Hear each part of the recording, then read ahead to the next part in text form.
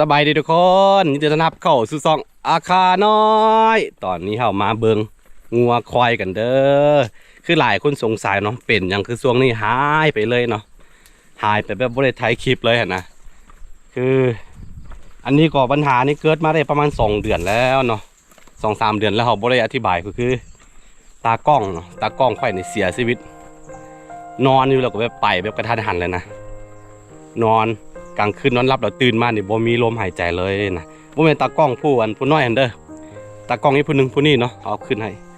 คืออย่างที่ฮู้แหละตั้งแต่เมื่อ2 ปีที่แล้วเขาก็ได้เปลี่ยนตากล้องเนื่องจากว่าตากล้องลานทรายด้อยหั่นน่ะมีค่าเรียนเนาะค่าเรียนหนังสือตอนนี้ออกมาแล้วแหละค่าเรียนหนังสือแล้วก็มันเวลามันบ่ตรงกันเนาะบ่ปกติก็เลยว่าเอาตากล้องลานผู้ใหญ่นี่มาแทนอันนี้ก็เป็นลานคือกันเนาะพอดีเพิ่นเอาเมียแล้วก็ได้ลูกสาวคนหนึ่งแล้วพอดีได้13 มื้อนะมื้อที่13ลูกสาวเพิ่นได้ครบรอบ13 มื้อแล้วก็ตามฮิตของอาค่าแล้วมันชี้ได้มัดแขนนะค่าไกลมัดแขน มื้อนั้นเพิ่นก็ดีใจแฮงว่ามื้ออื่นนี่สิฮอด13 มื้อแล้วนะแต่ว่าสุดท้ายมื้อครบรอบ13 มื้อของลูกสาวเพิ่นก็เสียชีวิตไปนะนี่ถ้าผู้ใดเคยติดตามคลิปเอาไปสามเหลี่ยมทองคำนำกันเขาก็จะได้ไทยจะได้เห็นหลานอยู่เนาะคนนี้เสียไปแล้วเสียเนาะนี่แหละคนไหนคนเฮานี่หูมืออยู่บ่หูมือปลายเนาะทั้งที่บ่เจ็บบ่เป็นอย่างอยู่ดีๆมันก็ไปเลยนี่คิดบ่ถึงเนาะตอนนี้ก็แบบทำใจอยู่เนาะแต่พยายามสิได้เอาตากล้องเก่าเฮานี่ตากล้องน้อยหันกลับมาตอนนี้เพิ่นเป็นบ่าวแล้วแหละแล้วก็ออกโรงเรียนแล้วช่วยพ่อแม่ทำงานตอนนี้ก็สิได้เอากลับมาเนาะเนื่องจากว่าตากล้องผู้ลานไซเนาะลานไซเขาผู้ใหญ่หันนะคุณเสียไปแล้วโอ้นี่แหละเหตุผลคนนะอีกเหตุผลหนึ่งที่เขาบ่มีตากล้องนะก็เลยว่าต้องได้จับท้ายตรงนี้นะจับท้ายเองตากล้องน้อยหันกะยังคาเวียกตีเข้าตีน้ำช่วยพอซื้อแม่อยู่ยังบ่ทันเถื่อมือใดเลี้ยวเวียกเลี้ยวกันแล้วก็สิได้เอามาเป็นตากล้องแล้วก็สิได้ท้ายเป็นปกติคือกันคิดฮอด FC คือกันคิดฮอดบรรยากาศเก่าๆคิดฮอดความทรงจำเก่าๆเนาะเดี๋ยวเคยเห็นคลิปมานะเพราะว่าเขาว่างไปเป็นก็ปีละแต่ปีไก่มานี่บ่ได้ไทยปกติเนาะเดือนหนึ่งก็ได้เฮ็ด2-3 คลิปบ่จะดีนะไม่ได้ต่อเนื่องคือเมื่อก่อนแต่ว่าตอนนี้เขาสิกลับมาแบบจริงๆจังๆแล้วทุกคนอย่าลืมกันเนาะเพราะว่ามันเป็นวิถีชีวิตของเขานะเอาก็อย่าเห็นเนาะนี่แหละผู้อยู่ก็สู้ต่อไปทุกคนเลยผู้ไปแล้วก็ไปแล้วทำใจยากกันทุกคนเนี่ยมันบ่เจ็บบ่เป็นอย่างเด้อยู่ตื่นมาแล้วก็บ่มีลมหายใจแล้วนะตื่นมาประมาณ5 โมงเนาะก็โทรหาแล้วไปนี่บ่มีลมหายใจเย็นไปหมดทั้งตัวแข็งก็เลยว่าบ่มีตากล้องเนาะบ่มีตากล้องก็เลยว่าได้หายไปพี่น้องตอนนี้สิได้กลับมาปกติละฝาก FC ทุกคนมาติดตามเด้อตอนนี้หยัดเวลามาเบิ่งงัวมือควายพอดีเอามาปล่อยรวมๆกับชาวบ้านพี่นะอยู่ป่าเนาะมาปล่อยอยู่ป่าโดนๆได้มาเดือนหนึ่งประมาณ3-4 เถื่อต้องได้มาเบิ่งเพราะว่าเขาปล่อยแบบธรรมชาติเฮ้ยนี่เริ่มย้ายเป็นเบาหมดแล้วเด้อทุกคนเด้อนี่คือของเขา1 2 3 4 5 ตัวใช่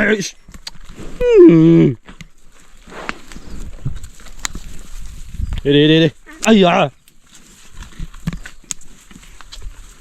เป็นเบามันละตอนออกมาตัวนี้เนาะตอนเอามาไม่ประมาณได้15 วันตอนนี้เป็นเบาแล้วแต่ว่าอยู่พี่เริ่มจ่อยแล้วเพราะว่านะสิเข้าหน้าแรงหรือมันแห้งแรงนะงัวควายหลายแล้วก็คือมือนี้ที่เข้ามาก็คือได้ยินชาวบ้านว่าเป็นพยาธิปากเปื่อยลงเล็บหรือว่าเท้าเปื่อยนั่นแหละทุกคนเนาะถ้าว่าตัวนึงติดแล้วมันติดลามกันไปหมดเลยตัวนี้เลยมาทายาให้มันนี่แล้วก็ตัวนี้ตัวแม่ตัวขาวนี่ก็เป็นแผลแล้วก็อี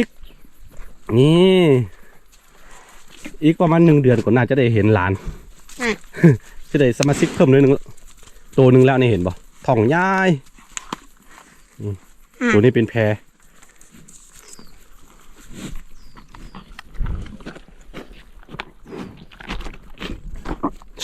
ได้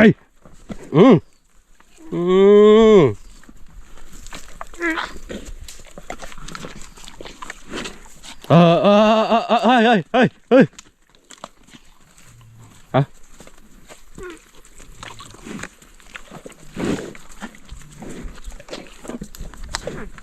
อืมอืมอืมอืมอืม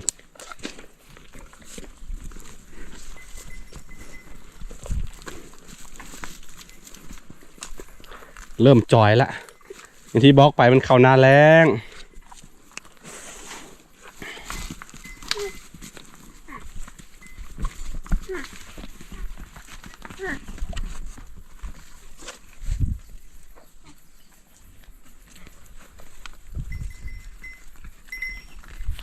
เห็นกระดูกสันหลังแล้วแปลว่าเริ่มจอย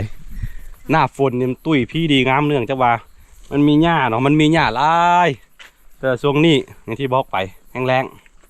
นี่แหละเดี๋ยวอีกบ่โดนน่าจะเอาเด็กกลับไปบ้านสวนตอนนี้เอามาปล่อยแบบรวมกับของชาวบ้านเคสนี่มันเป็นเคสแบบว่า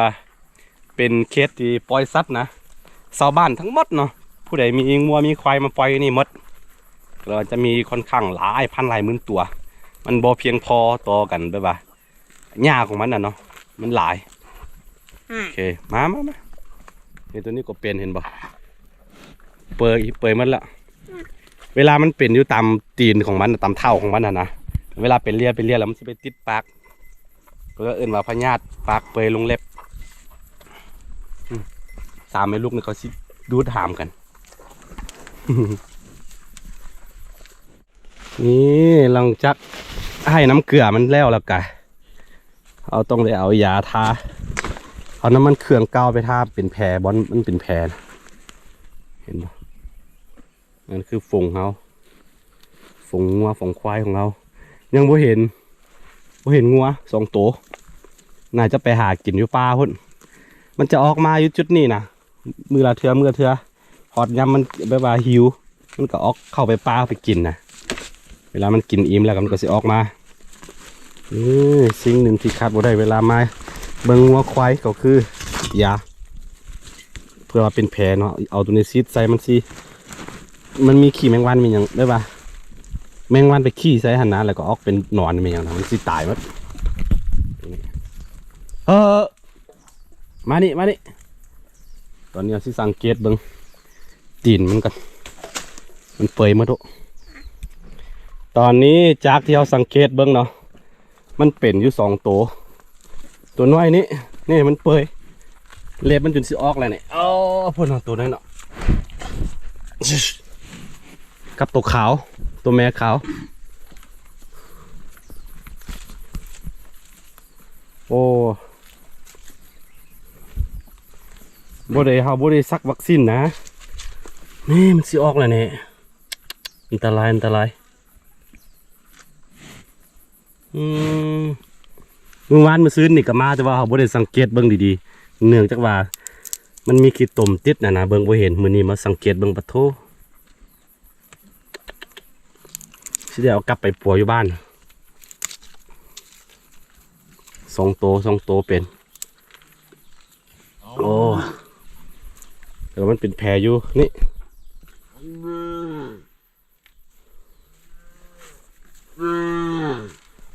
ตัวนี้กับตัวน้อยเนาะตัวน้อยเลยกับตัวน้อยอันตัวนั้นอายุซ้ำกันแต่ว่าตัวนี้เนื่องจากว่าเป็นตัวแม่แล้วกะนานใหญ่ตัวผู้มันจะใหญ่ไวกว่านี่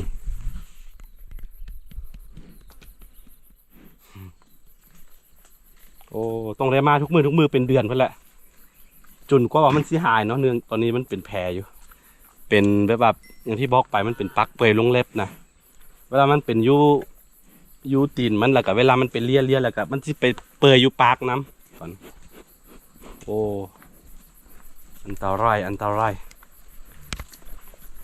สมมติว่ามันเห็นมันเลียตลอดเนาะหาสังเกตเห็นมือนี้โอเคนี่แหละทุกคนข้อเสียของมันเลี้ยงสัตว์มันก็มีข้อเสียเวลาเป็นอย่างมากเนี่ยมันจะเสียหายคือเบื้องต้นเขาไปถามยาเนาะเขาบอกแต่ว่าถ้าเป็นแล้วซักวัคซีนมันบ่หายมีแต่ว่าเอายาปัวเติมอื่นได้มาอีกนี่ผู้ใดเคยมีเนาะเคยมีประสบการณ์เกี่ยวกับกันแบบว่า ซัดเป็นแบบนี้นะแนะนำมาได้เด้อมันเปื่อยหมดนะนี่คือตัวนี้ก็คือกันนี่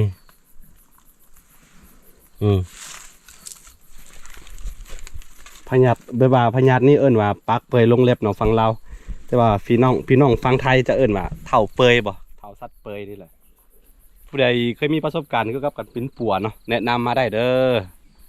นี่ครับก็ยังบ่เคยผ่านบรรยากาศพี่เนี่ยค่อนข้างซิวๆมันจะเป็นทุ่งเพียงกว้างๆบนภูเขานะสามารถตั้งได้เป็นเมืองหนึ่งเลยแต่ว่าเนื่องจากว่าเขตนี่มันค่อนข้างแห้งแล้งบ่มีน้ำเนาะน้ำบ่เพียงพอต่อกันไปว่าอาศัยคนอยู่เราก็เรียกว่าบ่มีคนมาอยู่กลายเป็นบ่อนสัตว์เลี้ยงแล้วก็เชื่อว่าเมื่อประมาณ200-300 ปีที่แล้วเนาะน่าจะมีคนเคยอาศัยอยู่เอาสังเกตได้จากง่ายๆคือนี่พวกนี้ต้นซาเนาะต้นซาแบบว่าสวนซาที่ก็ปลูกทิ่มไว้นะหลายเชื่อว่าน่าจะเป็นแบบว่าเป็นเมืองห้างเก่าของชนเผ่าอิวเมียนชนเผ่าเมียนชนเผ่าเยาเนาะกับพวกลาหูเนาะเคยมีคนอาศัยอยู่เขตนี้เมื่อประมาณ100-200 ปีที่แล้วเพราะว่าคนอาค่าเข้าคนชนเผ่าอาค่าเนี่ยเนาะเข้ามาอยู่นี่ของเมื่อประมาณปีคศ1969นะหลายคนก็อพยพมาแต่เมืองรองแล้วก็หลายคนก็มาแต่ฟังพม่าเนาะมาอยู่เมืองแห่งนี้แต่ว่าก่อนหน้านี้เนาะเคยมีคนอยู่เขตนี้นะเป็นทุ่งเพียงกว้างน่าจะเป็นเมืองหนึ่งเลยแหละเป็นหมู่บ้านใหญ่ๆเนาะแต่ว่าผู้คนแถวนี้ก็น่าสนหลายจะโตนข้ามไปทางสัญญาบุรีลาวแล้วข้ามไปเมืองไทยนะหลายคนอิวเมียนแล้วก็ไปประเทศที่3หลังเปลี่ยนแปลงระบบการปกครองเนาะว่ามันนี่เคยมีคนอาศัยอยู่นี่คือกันตอนนี้กลายเป็นบ่อนสัตว์เลี้ยงแล้วก็พ่อแม่พี่น้องเนาะมาหาอยู่หากินล่าสัตว์แถวๆนี่แหละนี่มึงไหมเป็นทุ่งเพียงกว้างๆโดยมีภูเขาอ้อมแล้วก็เพียงโอเคทุกคนตอนนี้เราสิไปซ่อนปูซ่อนปลากันเด้อไปจับกับภูเขาพอดีมาเบิงวัวเบิงควายแล้วก็บ่ให้เสียเวลานะไปเลยไปหากินนี่ทุกคนมาแจ้งให้ FC ทุกคนประมาณนี้เนาะพอดีตากล้องเสียต่อไปก็เขาสิหาตากล้องน้อยหันกลับมาแล้วก็ถ่ายคลิปเลยให้ FC ได้เบิ่งกันตอนนี้ไปหาปลาก่อนให้ลืมติดตามเด้อตอนต่อไปบาย